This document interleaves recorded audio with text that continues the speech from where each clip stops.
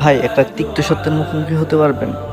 আমরা যখন দিনের পর দিন পাপের মধ্যে ডুবে থাকি, একটার পর একটা খারাপ কাজ করতেই থাকি, কিন্তু আমাদের কোনো শাস্তি হয় না, আমাদের সাথে খারাপ কিছু হয় না, তখন আমরা ভাবতে থাকি, হ্যাঁ, সব কিছু তো ঠিকই আছে, এভরিথিং ইজ ফাইন। কিন্তু আসলে ইতিমধ্যে আপনার উপর সবচেয়ে বড় শাস্তিটা নাজিল হয়ে গিয়েছে। আপনার উপর থেকে অনুশোচনা বা গিল্ট ফিলের যে ব্যাপারটা বা রিয়েলাইজেশনের যে ব্যাপারটা সেটা তুলে নেওয়া হয়েছে। অর্থাৎ আপনি যে খারাপের মধ্যে আছেন, খারাপ কাজ করছেন কিন্তু আপনি সেটা বুঝতে পারতেছেন না।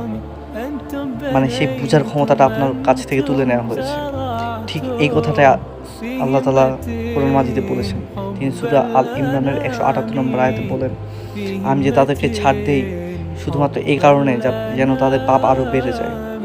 মানে ভাই, আপনি বুঝতেছেন আল্লাহ তাআলা আপনাকে কোনো ফিজিক্যাল কষ্ট দিচ্ছেন না, কোনো মেন্টাল কষ্ট দিচ্ছেন না। শুধুমাত্র আপনার উপর থেকে তার রহমতের যে ব্যাপারটা সেটা তুলে নিয়েছেন। আর আপনি ধ্বংস হয়ে যাচ্ছেন। আপনি একটার পর একটা পাপের মধ্যে নিজেকে ডুবিয়ে নিচ্ছেন এবং আপনার ব্রেন বলছে, হ্যাঁ, সব কিছু ঠিক আছে, ইটস অল রাইট। আল্লাহ আপনাকে, আমাকে, সকলকে হেফাজত করুক। আমিন।